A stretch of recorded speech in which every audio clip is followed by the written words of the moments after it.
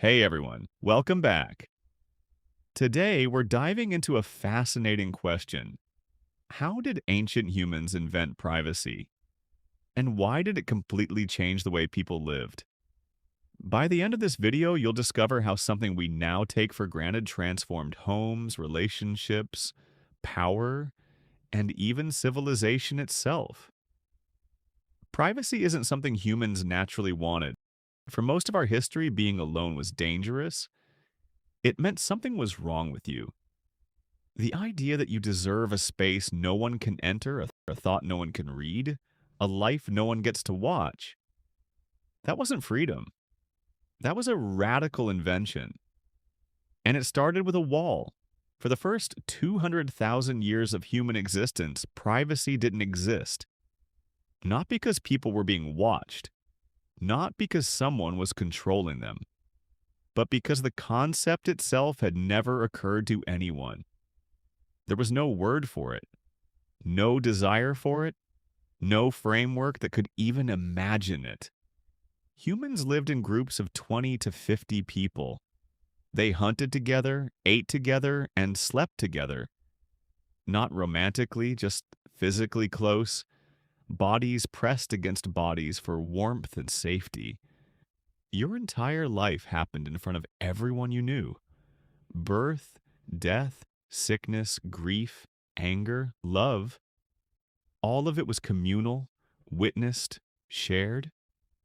There was no backstage. Every moment of your existence was a public performance, whether you wanted it to be or not. Being alone wasn't peace. It was a warning sign. If you wandered away from the group, something was wrong. You were sick or grieving or about to do something dangerous. Solitude meant vulnerability. The wilderness didn't care about your feelings. It had teeth. So the group stayed together. Always.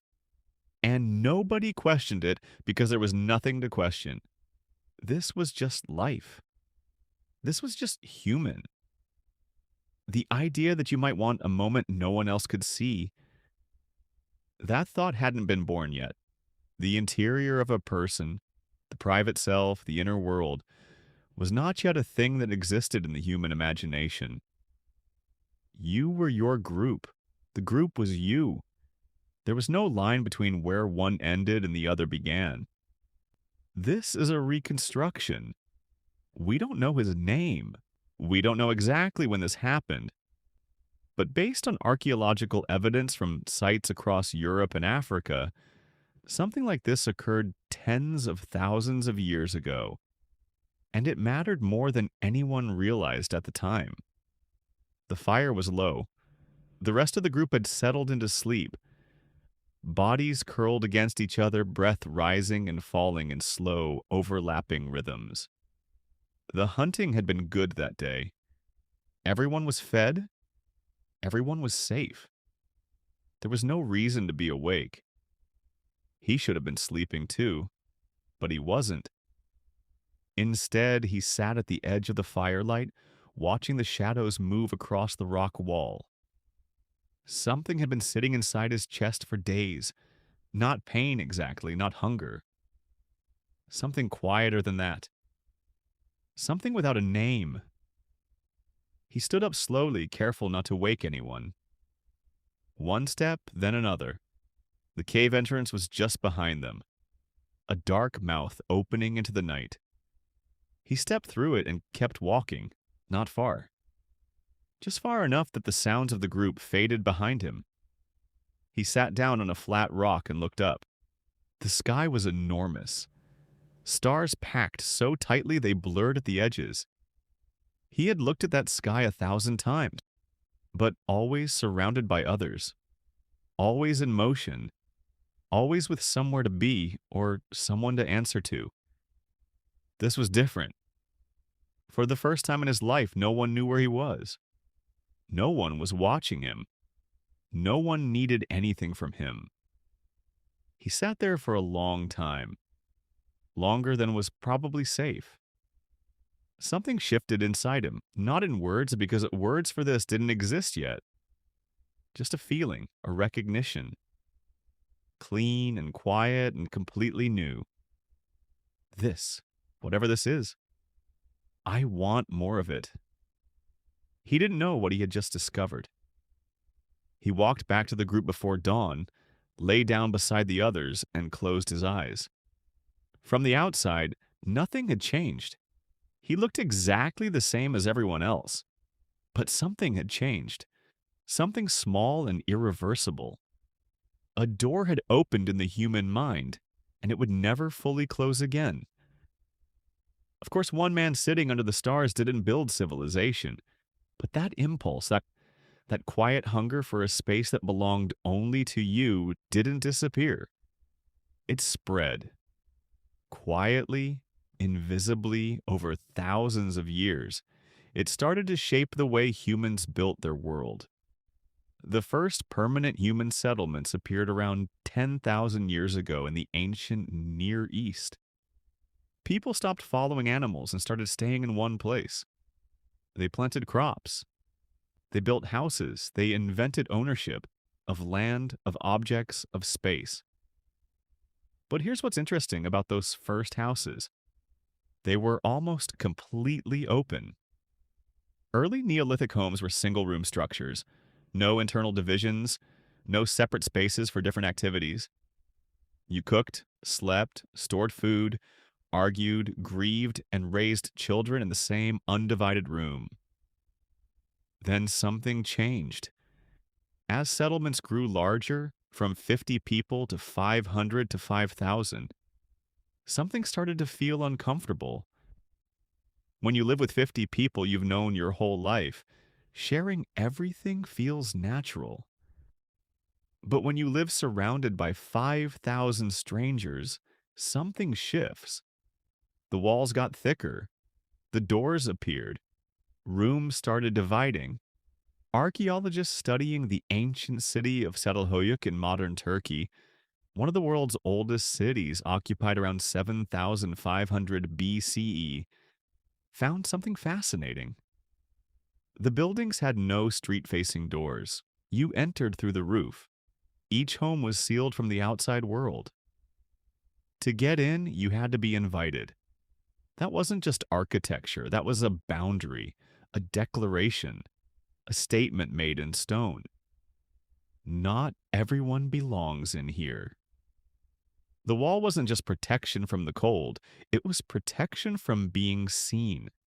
Fast forward several thousand years to ancient Rome, and you'd think privacy had arrived. Rome had everything: running water, heated floors, elaborate public bathhouses, a complex legal system, philosophy, poetry, and architecture that still stands today. And yet Romans had almost no privacy at all. By choice. Roman culture was built entirely around public life. Your reputation, your social standing, your entire identity existed in the eyes of other people. The public bathhouses, the thermae, were not just places to get clean. They were social arenas. Romans bathed together in enormous communal pools, hundreds of bodies in the same water, completely naked, conducting business deals and political negotiations simultaneously. The Latin word for private, privatus, literally meant withdrawn from public life. And in Rome, that was not a compliment. To be private was to be absent from the world that mattered. Privacy in Rome was a form of shame. But quietly, underneath all of that public performance, something was beginning to shift. Marcus Aurelius wrote privately in journals never meant to be read by anyone. Seneca wrote letters exploring the value of solitude and the interior life. The inner world was beginning to matter. The real turning point for privacy didn't come from philosophy. It came from something far more brutal and far more ordinary. Disease. In medieval Europe, the plague changed everything. The communal sleeping arrangements that had defined human life for thousands of years suddenly became a mechanism of death. People started sleeping in separate beds, not because they wanted to, because they were terrified.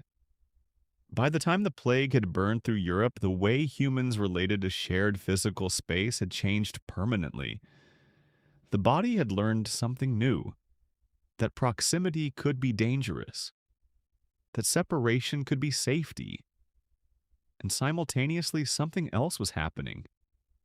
The Christian church was developing a theology of the individual soul.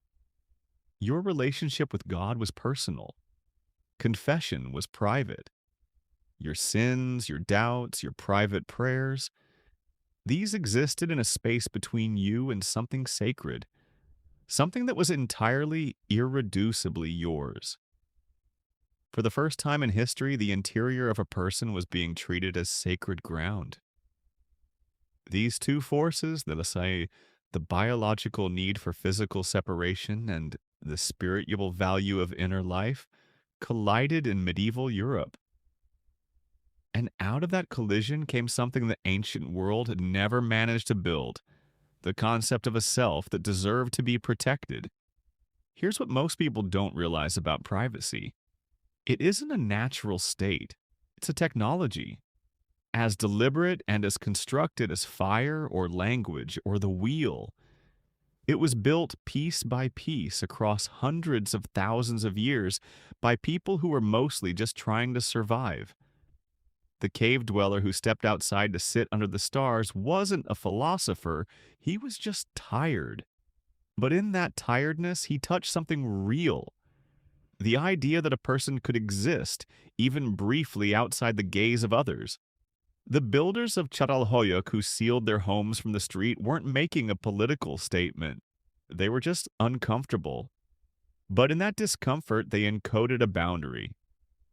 The Romans who gave privacy a word privatus, even as they looked down on it, gave the idea a name.